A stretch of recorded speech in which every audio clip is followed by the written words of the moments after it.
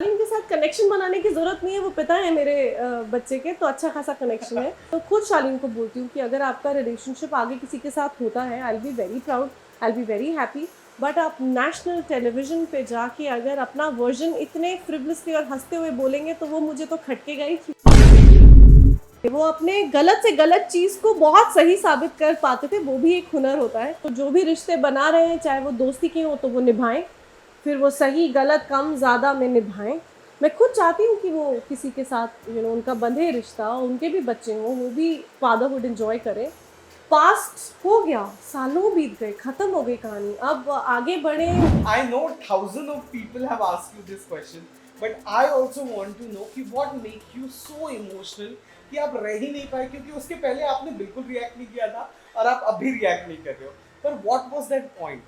जब मैं गई थी बिग बॉस, तब मुझे वो लगा ही नहीं कंपल्शन कि मुझे अपनी ज़िंदगी के बारे में बोलना पड़े, क्योंकि मैं ऐसा विश्वास करती थी, जबकि मैं बहुत जल्दी आ गई तो शायद that helps you, I don't know what it is.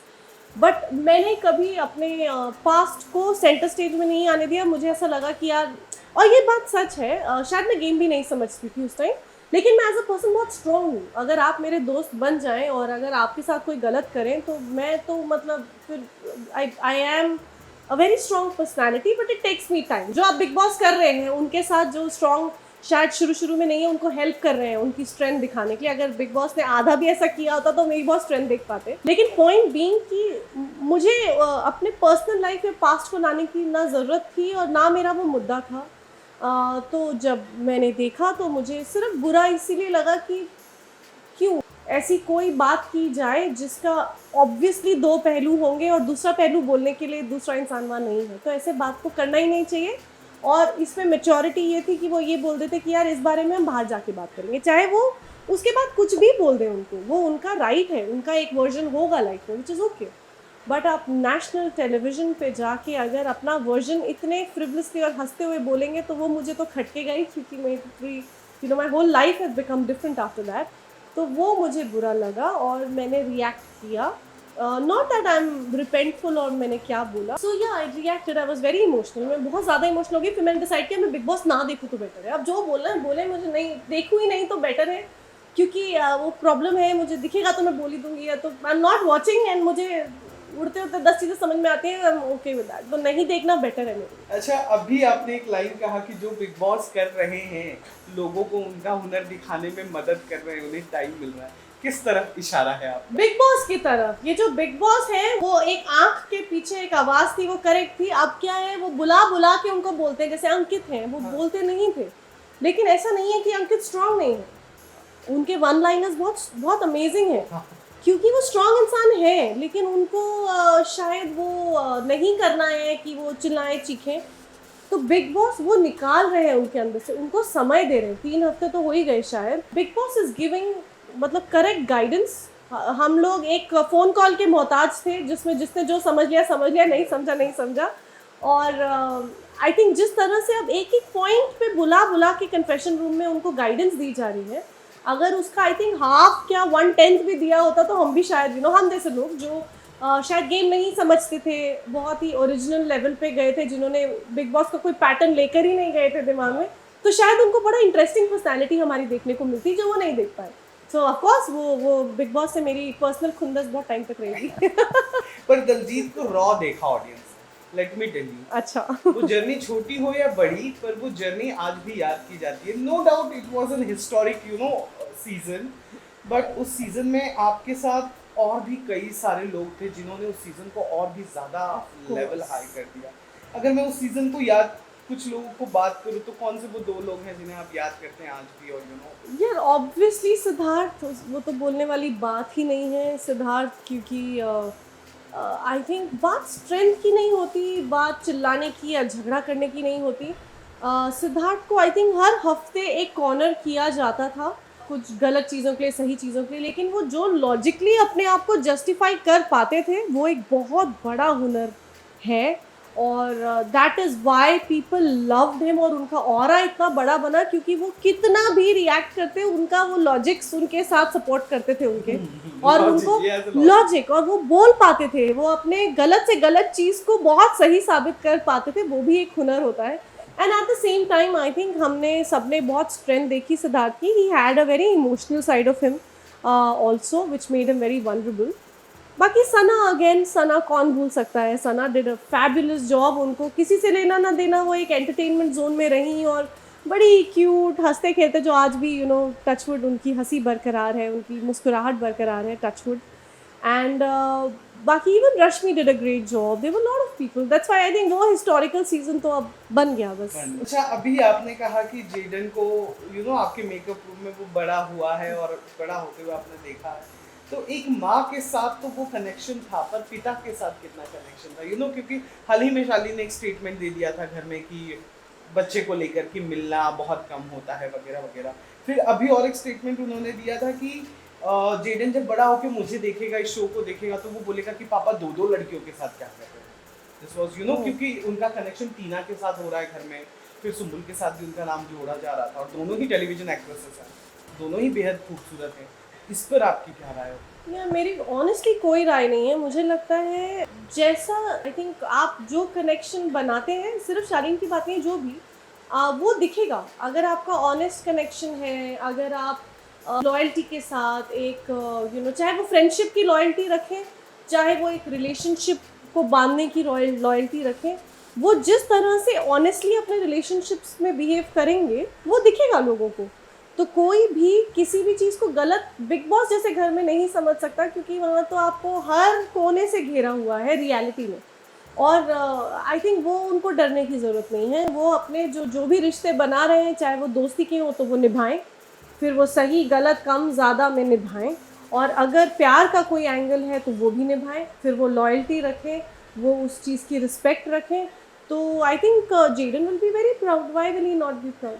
It's जो वो करेंगे वो तो दिखेगा ही. और जो वो अगर वो रिलेशनशिप की सैंटिटी रखते हुए, मैं तो खुद शालीन को बोलती हूँ कि अगर आपका रिलेशनशिप आगे किसी के साथ होता है, आई will be very proud, I will be very happy. मैं खुद चाहती हूँ कि वो किसी के साथ उनका बंधे रिश्ता, उनके भी बच्चे हों, वो भी फादरहुड एंजॉय करें. जेडन मेरे साथ फिजिकली रहता है, और ऐसा नहीं है. वो शालीन ऑब्वियसली मिलते हैं, जब भी वो मैसेज करते हैं मुझे या कॉल करते हैं कि मुझे जेडन को मिलना है. ऐसा कभी भी नहीं हुआ पिछले 8 सालों में, अभी 9वां साल टच होने वाला है, कि ना मिलवाया हो या ऐसी कोई मंशा रही हो. कभी कभी ऐसा ज़रूर हुआ है कि 2 दिन ऊपर नीचे हो गए हो, विच इज़ ऑब्वियस, लेकिन ऐसा तो कभी भी नहीं हुआ कि वो ना मिल पाए हो. तो that is not the case. आपने इस चीज को साफ कर दिया कि आपको प्रॉब्लम नहीं है. बिल्कुल भी नहीं. I will be the first one to go and give him a hug and tell him that I am so happy. Past हो गया, सालों बीत गए, ख़त्म हो गई कहानी. अब आगे बढ़े. उनकी वो भी खुशियाँ डिज़र्व करते हैं, सब डिज़र्व करते हैं.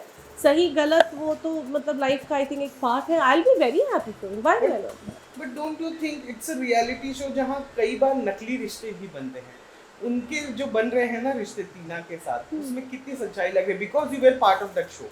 I can't, like I said, one, I have not been a very long part of the show. मैं वो शायद वो कितना हम मतलब कोई नकली रिलेशनशिप कितना सर्वाइव करता है कितना नहीं, वो मैं एज एन ऑडियंस ही बता सकती हूँ, because I only had real relationship जिनके साथ रहे. दूसरा, मुझे ऐसा जेन्युइनली लगता है कि फेक रिलेशनशिप सर्वाइव नहीं कर सकता.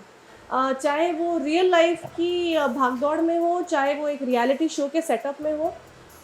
बहुत ज़्यादा एफर्ट लगेगा अगर कोई रिलेशनशिप को वहाँ सर्वाइव कराना हो, क्योंकि आई डोंट थिंक पॉसिबल है फेक रिलेशनशिप सर्वाइव करना. और अगर फेक रिलेशनशिप सर्वाइव करेगा तो वो फेक दिख जाएगा. I think I am not sure, but I think कि जैसे अंकित और प्रियंका को शुरू से मैं देख रही हूँ, ऐसा नहीं है झगड़े भी करते हैं, तू तड़ाक करके बात भी करते हैं, लेकिन उनमें कुछ एक कपल वाला एक बहुत ही प्यारा सा एक संबंध है जो मुझे लगता है कितने प्यारे हैं. क्योंकि रिलेशनशिप में ऐसा ही होता है, आप झगड़े भी करते हो, प्यार भी करते हो, नोक झोंक भी होती है. तो वो प्रियंका और अंकित में, क्योंकि वो पहले से जानते हैं, देखो उनका रिलेशनशिप बंद चुका, अभी यहाँ पे बाकी रिश्ते शायद बंद रहे हैं. तो I think maybe you should give them some time. अच्छा, who is your favorite contestant? Abdu.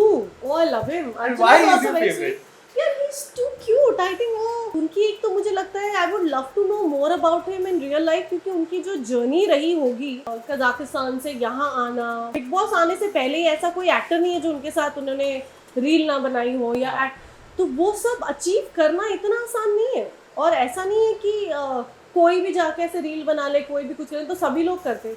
उन्होंने कितनी मेहनत की होगी कि वो आने से पहले फेमस थे. और फिर आने के बाद भी आप देखिए उनके रिश्ते सबके साथ हैं, जितना भी मैं समझ पाई हूँ, ये देखा है मैंने। आप साजिद सर तो चलो उनके साथ तो हैं ही, बट बाकी भी आप देखें, चाहे वो शिव हो, चाहे वो अर्चना हो, चाहे वो अपनी क्या नाम है निमृत हो, आप नाम लीजिए और उनका एक रिश्ता अलग सबके साथ है, बिना लैंग्वेज को जाने। ये भी मेहनत है, ये भी टैलेंट है, ये सिर्फ ये नहीं है कि गए और बन गए। वो इतनी मेहनत कर रहे हैं क्योंकि वो उस प्लेटफॉर्म को बहुत वेटेज देते हैं, और I find it commendable. Like I am a huge fan of अपुन। ओके, एक फर्ज वाली बात करते हैं, सपोज वाली बात करते हैं। सपोज दलजीत को कल कॉल आ गया कि आप बिग बॉस के इस सीजन में आ रही हैं और आइए और शालीन के साथ कनेक्शन बनाइए। ओह, मुझे शालीन के साथ कनेक्शन बनाने की जरूरत नहीं है, वो पिता है मेरे बच्चे के, तो अच्छा खासा कनेक्शन है यार। आई होप ऐसा, मतलब मैं नेवर से नेवर सीख गए हो ना, आप खेल सकते हो। मैं जाऊंगी ना, अगला सीजन भी आएगा, अगला सीजन भी आएगा। मैं जैसे कहा, पास्ट ना एक ऐसी चीज है जिसको छोड़ने के बाद 7 साल हर दिन, जो 24 घंटे हर दिन में होते हैं, वो 24 घंटों को इकट्ठा कर करके संजो के ना यहाँ तक पहुँची हूँ मैं।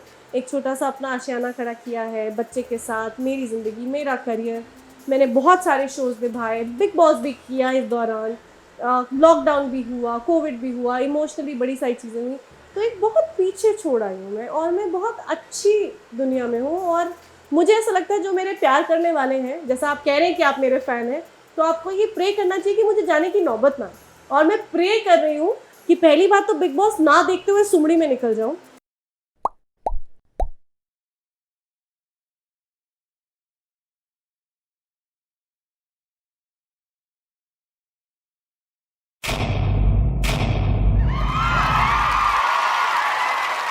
Know all about the Telly world by subscribing to Tellychuckers YouTube channel. Don't forget to hit the bell icon to stay updated to our new videos.